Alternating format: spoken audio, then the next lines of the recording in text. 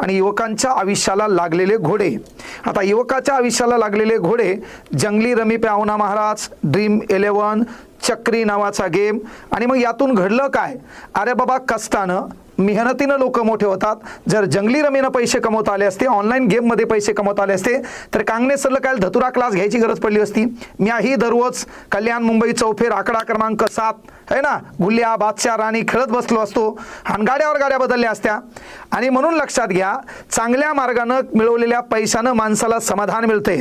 आपापाच्या मार्गानं इतरांना लुटून पैसा कमवून तात्पुरतं तुम्ही हवाबाजी करू शकता, पण नंतर तुमच्या आयुष्याचा असा कार्यक्रम उठून जातो. म्हणून नाचणारा मोर आणि पैशाचा जोर लय काळ टिकत नाही. एकदा पसारा आणि पिसारा गुंडाळायला काळ जास्त लागत नाही.